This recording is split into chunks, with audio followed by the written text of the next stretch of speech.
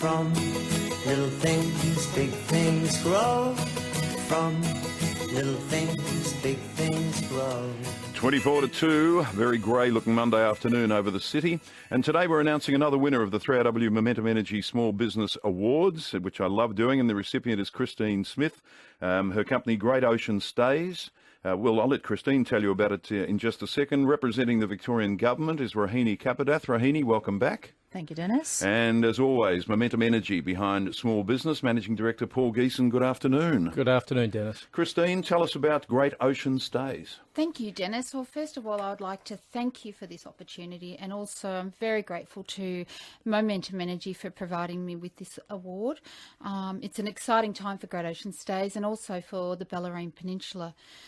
I'm lucky enough to live down on the Bellarine at Barwon Heads, having grown up in Barwon Downs. So it was a natural progression for me to go into the tourism industry.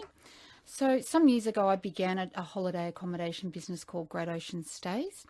And feedback from my guests during the early days was that we needed more accessible homes, Dennis. So I set about designing and constructing purpose-built accessible homes down in Ocean Grove. Did you have any building background? I didn't. My husband is a carpenter, but we identified this great need. People with disability generally are overlooked, and especially in the tourism industry. You know, there's just not a lot out there, and so we set about the design and construction of these beautiful, stealthily accessible homes. Paul Geeson, you got to, if you want to be successful in something, you've got to find something that others are not doing. Yeah, I think that's right, Dennis. And I have said to Christine on behalf of everyone at Momentum, we just think this is a great little business. And you're right, Dennis. I think just being able to identify something that is a real need in the community, and I think it's probably not only in homes, it's for businesses as well, and the accessibility that's required in businesses. And I'm certainly a big fan here, because I think whilst a lot of businesses talk about accessibility, we always seem to stumble when it actually comes to knowing what to do. And I'm interested, Christine, whether clearly building the homes has been very important, but are you also working with businesses in terms of them becoming more accessible? Yes, I am working with businesses on a volunteer basis. I work with the National Disability Coordinator's Office around the state, which is very exciting. I attend seminars and I speak to small business owners around the benefits of providing a more welcoming business space so that they are fully inclusive of everyone in our community. Because after all, there are 4 million Australians with a disability. And, you know, when you consider that 1 in 4 people that are walking around have a disability, or if you are lucky enough not to have a disability, then you probably know somebody with a disability. Really, it just makes good business sense to include everyone. Rohini, it's when you stop and think about a figure like 4 million people, that means that just about everyone would have someone, either a family member or someone close to them who would be able to make use of this kind of home. Absolutely, Dennis. I mean, these are staggering statistics. 1 in 4. That's probably a lot higher than I would have thought prior to this discussion. These inclusive businesses are the big winners of tomorrow. You know, we need visionary leaders like Christine Smith who are building businesses that are guided by a strong sense of purpose. So congratulations, Christine. We applaud you. And I'm sure that you've had to also meet the viability, desirability, feasibility and sustainability test whilst you're building this inclusive business. So well done on all those fronts. Christine, when you decided to do this, I imagine there are a lot of extra costs with this kind of build. Yes, there are, Dennis, and we did in the early days decide that purpose building from the ground up was a more feasible alternative to retrofitting.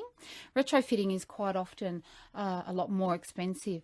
But when I go and talk to other business owners about how they can become more inclusive and welcoming, we talk about the small changes that they can make, because the small changes make a big difference to people with disability.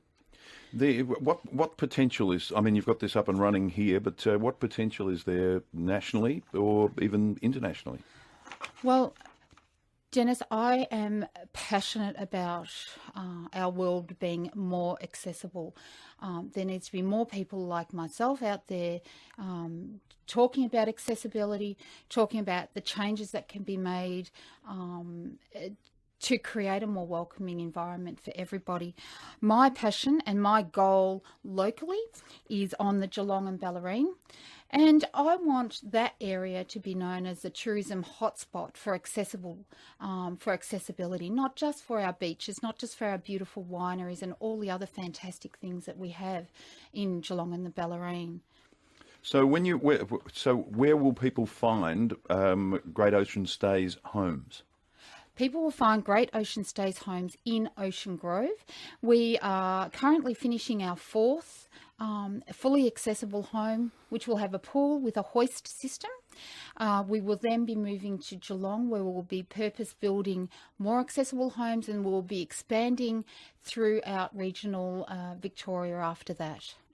Very exciting stuff, and fulfilling such an important need. Something that's been overlooked for a long time. Yeah, I think so, Dennis, and I think Christine's passion is, clearly something quite special here in terms of founding this business and continuing to evolve the business. It's really quite inspiring just listening to you, Christine, and your own personal story in terms of how this all came about. It really is a great story for the community of Ocean Grove, but clearly a greater opportunity as well. The word is going to get out to Christine via a commercial campaign here on 3RW and support via our website.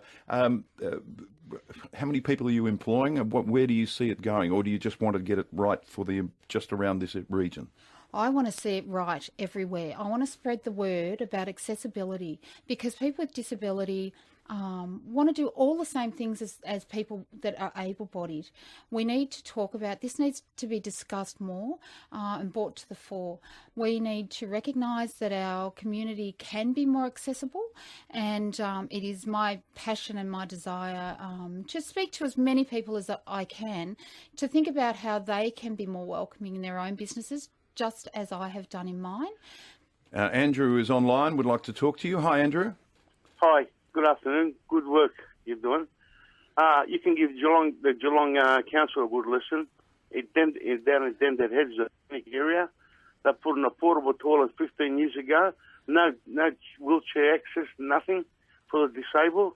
And I saw a poor lady had to defecate herself by the time they got her back on the bus. That's a shame.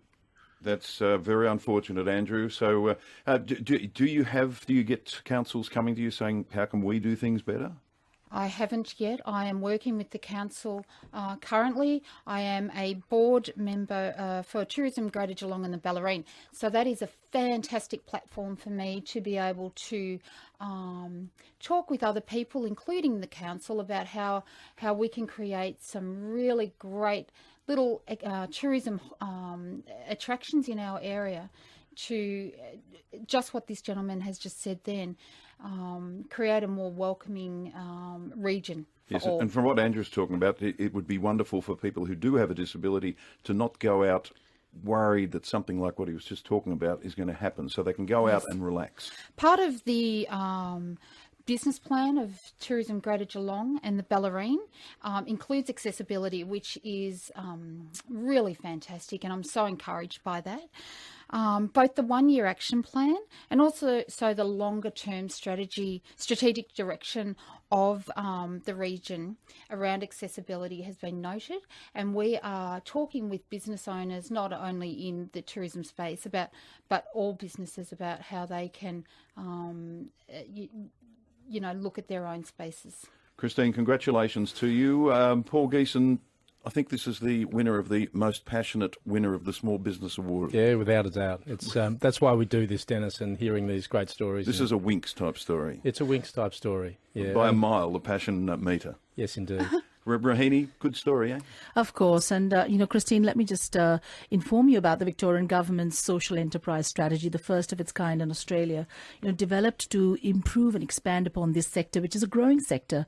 The government today needs the support of private enterprise and social enterprises, especially, to assist in solving the problems that we are currently facing and about to face as well. So we applaud you also for showcasing, the beauty of the Bellarine Peninsula whilst lifting its accessibilities for all Australians. Thank you, Christine. Thank you, Rahini. 14-2, Christine, where can people find you? People can find me on Instagram at Great Ocean Stays or at greatoceanstays.com.au. Congratulations to you. Thank you, Dennis. Rahini, good to see you again. And Paul Geeson, thank you for Momentum's terrific support of small business. Without this award, where would the window be for people to find out about these people doing great things? Well, that's right. I agree, Dennis. We're just delighted to support these types of stories and celebrate these stories. It's fantastic. Thank you to you all. Let's put it out there. 96900 693. If you're in this kind of position, where have you been that needs better access? Here's your opportunity to have you say, and do you know someone with a disability who would benefit from something like Great Ocean Stays? 96900 693. Outside Melbourne, 13 13 32. 3AW Football. He lets loose